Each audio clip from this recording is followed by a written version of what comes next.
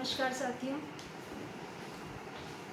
शरद foundation के mission employment for all से संबंधित जानकारी को लेकर मैं आज बहुत समय के बाद आप लोगों के समक्ष आई हूँ। इन बीते दिनों में काफ़ी नए सदस्यों का जुड़ाव हुआ है। कई क्षेत्र में हमने लोगों को जोड़ा है। बहुत सारे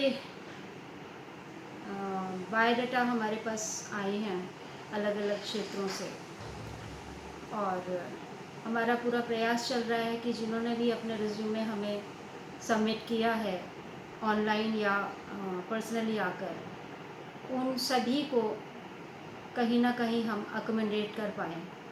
ये प्रयास हमारा पूरा जो शरद फाउंडेशन की टीम है वो कर रही है।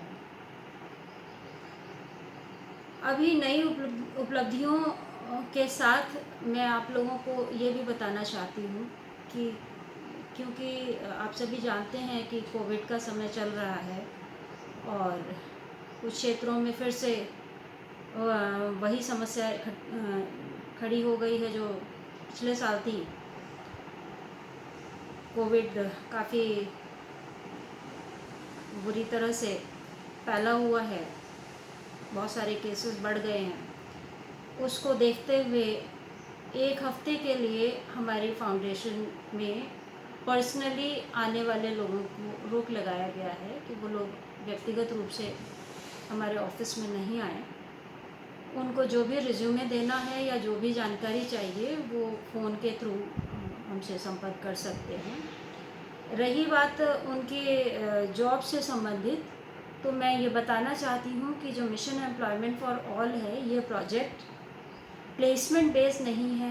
पहली चीज़, प्लेसमेंट को हम लोगों ने अभी एक टूल की तरह रखा हुआ है, जहाँ से भी रिक्वायरमेंट आ रही है या जो भी रिज्यूमे मैच हो रही हैं उनको हम लोग प्लेस कर रहे हैं। बहुत से लोगों के संपर्क में हैं जिन्हें रिक्वायरमेंट होती है और हमारे पास रिज्यूमे होता है तो हम भेज देते हैं।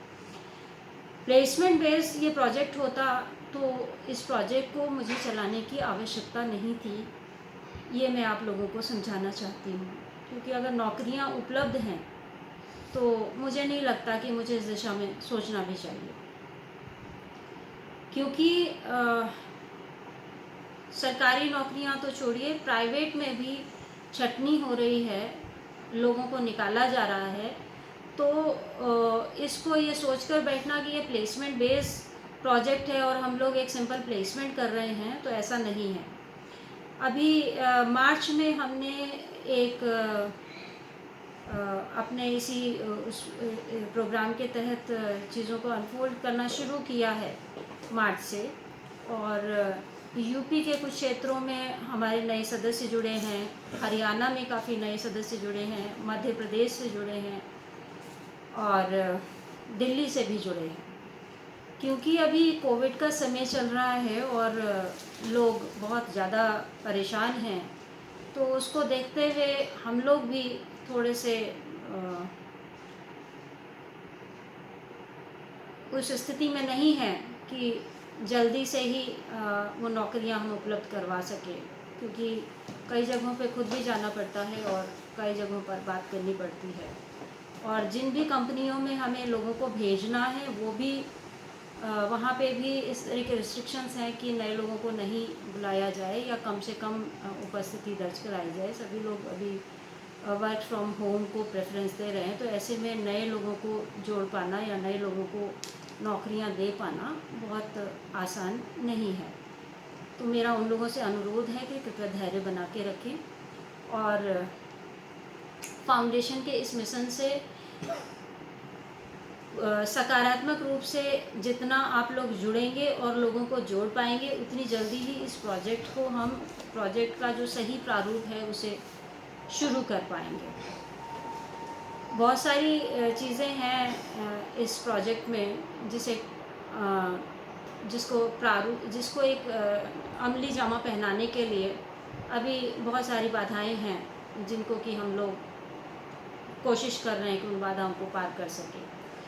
तो जैसे ही हमारी चीज़ें ठीक होनी शुरू हो जाएंगी तो मुझे लगता है कि इस प्रोजेक्ट पे हम बहुत स्मूथली, बहुत जल्दी रिज़ल्ट दे पाएंगे, और जब रिज़ल्ट दे पाएंगे तो आप लोगों के सामने इस प्रोजेक्ट का सारा प्रारूप आ जाएगा।